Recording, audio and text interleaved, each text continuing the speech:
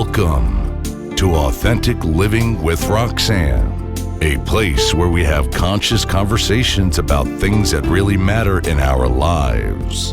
And now, here's your host, Roxanne Derhaj.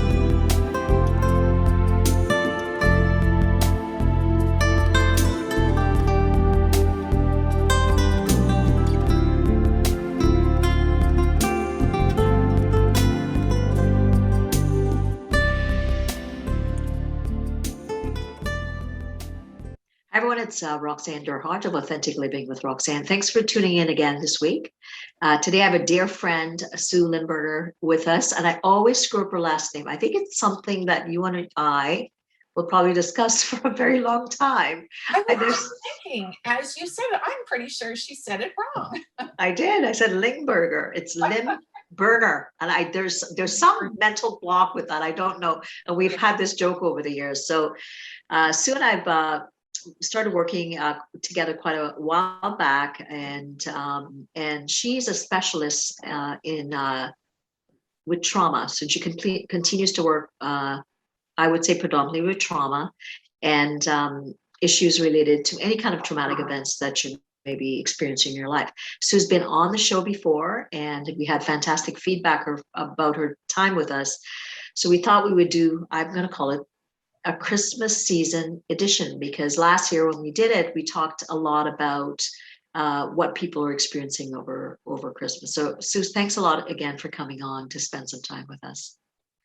So let's talk a little bit about kind of what you're seeing with people or have been seeing it, let's say in the last, say 3, 4, 6 months with most of the clients that you're seeing. What are some of the things that people are coming forward with now that we've kind of been into this kind of space for almost, I would say it's almost like 18 months, 20 months.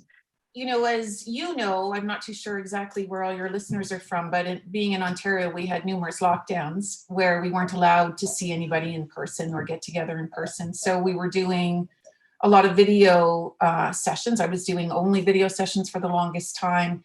And it really feels like the last 6 months since we've opened up, I have been bombarded with, people that were waiting, I think, to be able to see somebody in person. I think people kind of holding on tight during this journey, thinking they can get through it and it'll be over soon. Mm-hmm. And it just feels like a real flood of people that have held on really well, done really well, but it's just becoming too much. So, any other, as we all know, regardless of a pandemic, we're dealing with life stressors. And so I've really noticed an increase in requests, and I've noticed an increase in people coming to speak to me, not just about what's going on for them or maybe their past, traumas, but also a lot more direct correlation to the pandemic. Really, really a lot more, losing a sense of hope. The anxiety seems to be through the roof, especially for younger people, who may not have had enough opportunity, life experience to understand the waves of life, who really are, afraid to trust that things are going to be okay, expecting things to go back, go sideways, as it has on and off for a year and a half. It's been pretty intense, the changes and the fear. And so I would really say, an increase. And I think that seems to be pretty common for many therapists.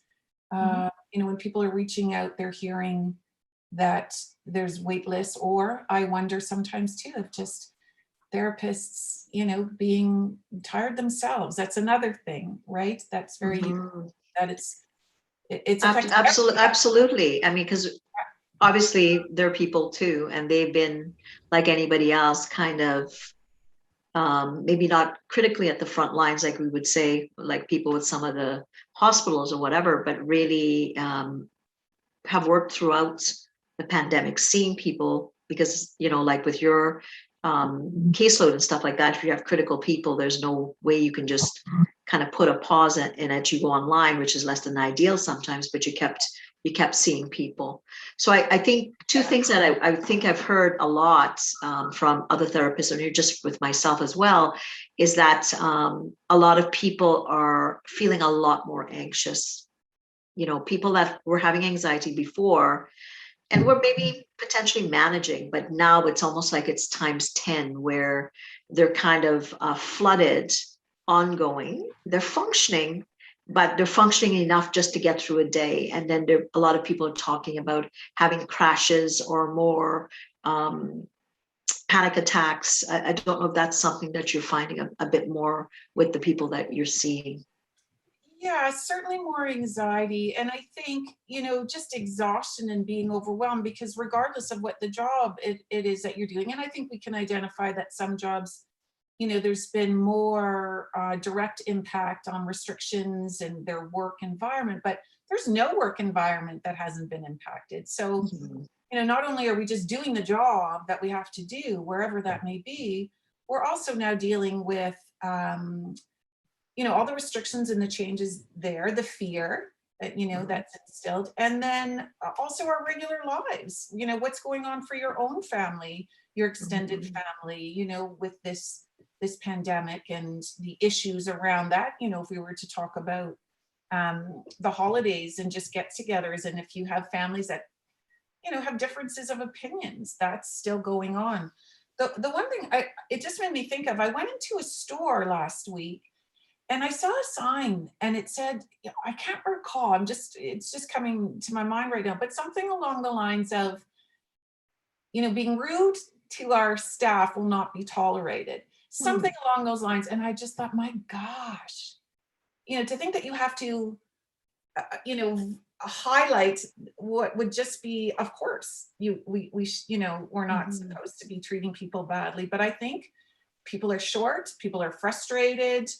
Even getting my groceries yesterday, you have to wait till the person in front of you has loaded all their stuff up, and the person before me was doing a shop, looks like, for the month, and just those little things. And so that the person that has to say no, to me, I wonder what happens with all the other people, how they're responding to it. We're tired, we're frustrated, we're stressed. And just that ripple effect that's happening, I think.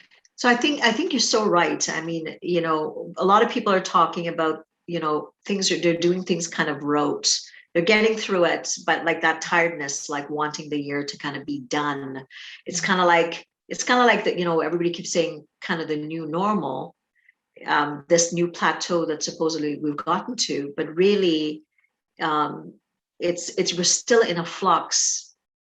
Because we're now not at a complete lockdown, obviously, but we're still kind of fearful, like you said, whether you're going, and sometimes I forget when I go out to the stores as well, Sue, and I'm like, oh, like I may be thinking about getting a little bit closer, and then you feel the reaction of the person that you get close to, and then you realize, oh my goodness, I just kind of broke I would say a social norm now. Oh, what's that person doing? And then it kicks in that, in fact, I've kind of broken that invisible rule about the social distancing.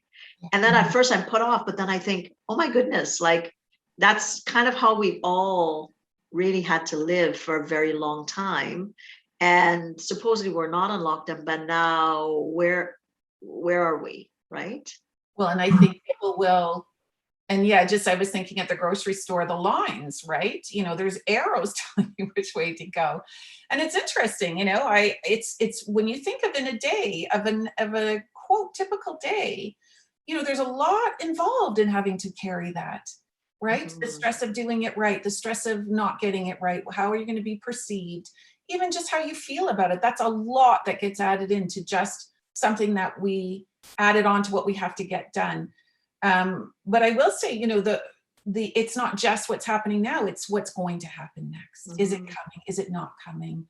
How can I plan? And I see that with a lot of clients, this not having control and maybe questioning, people that I think have lived their lives by being rule followers, really feel really feel quite committed to doing the right thing are really struggling when some of these rules that are ever changing aren't always making sense, and then caught in that place, right? Do I, I have to do something because I'm supposed to, but I don't really understand it. It's not making sense to me. And so I think, yeah, all these little things are creating a really tired society. I think we're tired.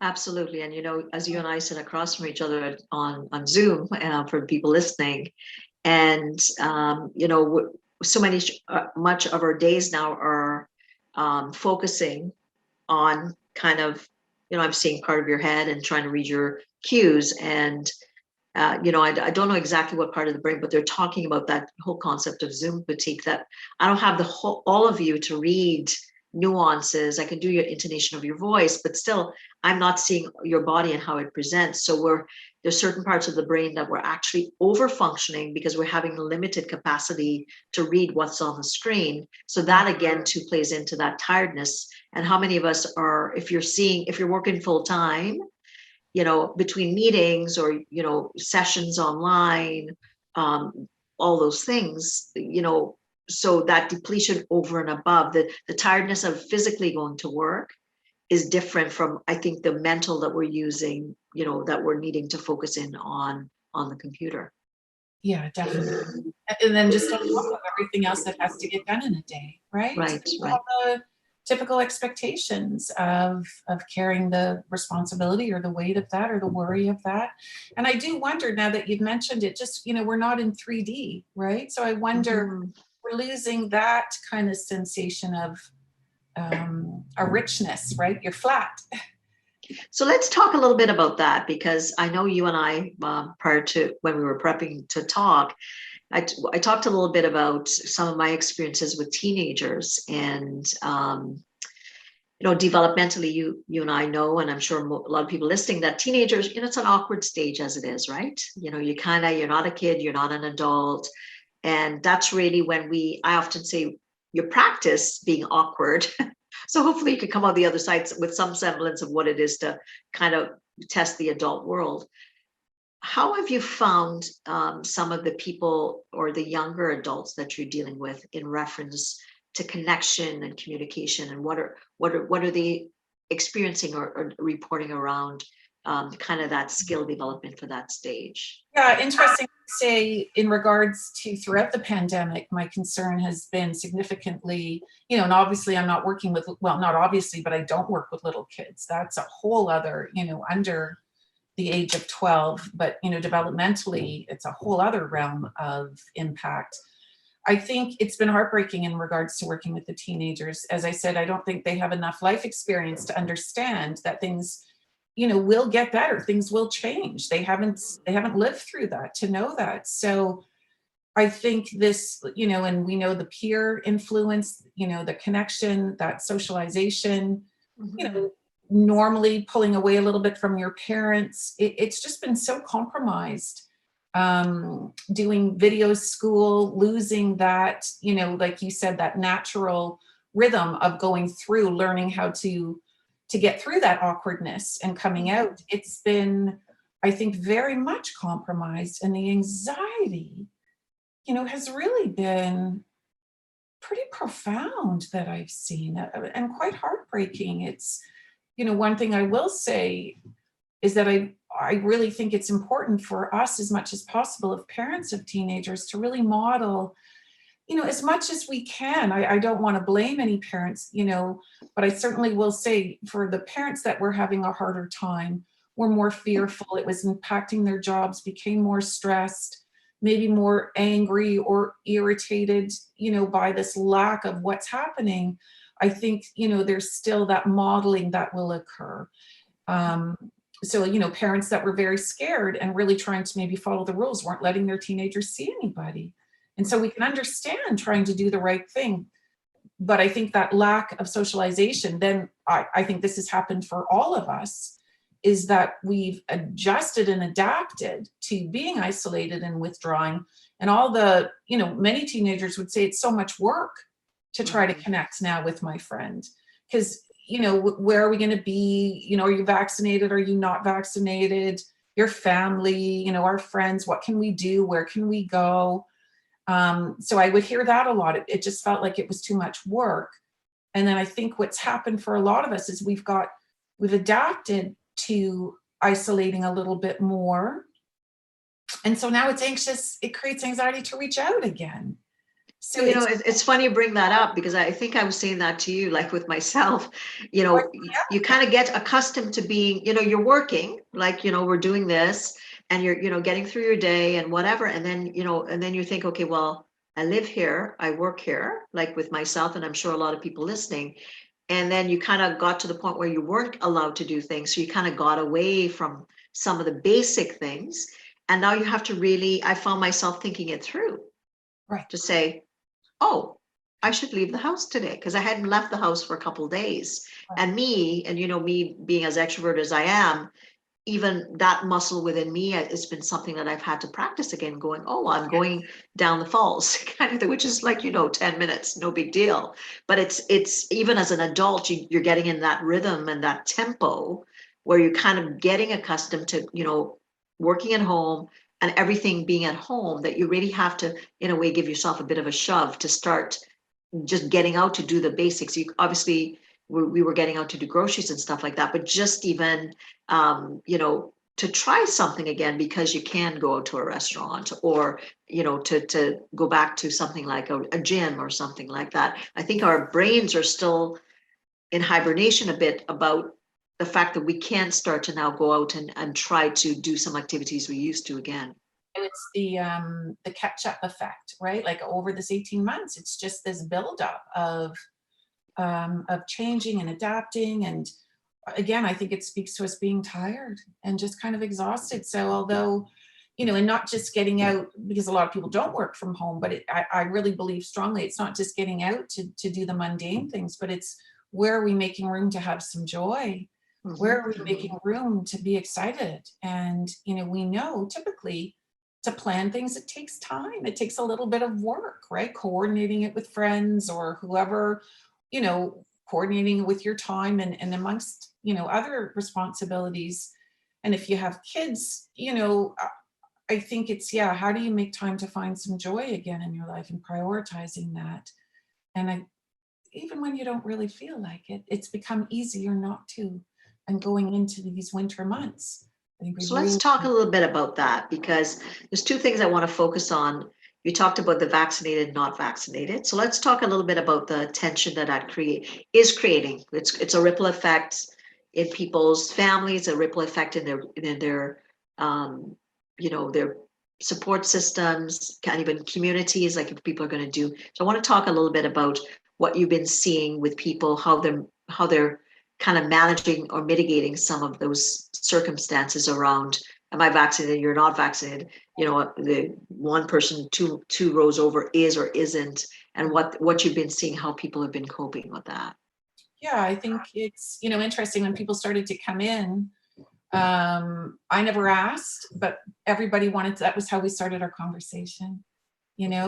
People would say I'm double vaccinated, and I wouldn't respond because I didn't want to contribute to that, and it doesn't really matter whether I am or not. I didn't want to respond to that. And just interesting, I remember not too long ago, for the first time in a year and a half, not that it happens a lot, but it happens occasionally, somebody went to shake my hand, and there was this like, wow, what are you doing? It felt, and it's not that I was opposed to doing it, it was that we've been out of the habit of doing it. Mm-hmm. So that was an interesting reflection of just unconsciously how we've been adapting. I said this to somebody the other day. I'm very grateful to be in the position of offering a safe space, because I had the opportunity to talk to somebody months ago we had really polarized perspectives. And my initial thought was, oh, I don't want to talk to you. I don't agree with what you're saying. It's not how I see things. And fortunately, we were able to continue our conversation. And that experience was quite profound for me to really recognize. My initial reaction was to go other, right? Me and you're on the other side. probably, you know, I'm right, you're wrong. But in this kind of, it was a real, I really had to feel myself physically, you know, stay put and be open at the same time. And, you know, I have a respect for how this person experiences what's going on. It's different than my own.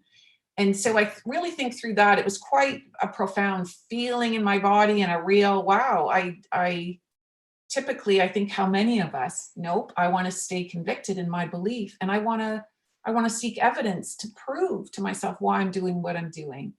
But I think we have to be very, very, very, so in my practice, I feel very open to whatever people, their perspectives, but people are being shamed. People are being, you know, either doing the shaming or being shamed for their choices. I think it's creating a lot of fear. It's creating a lot of, I'm right, you're wrong.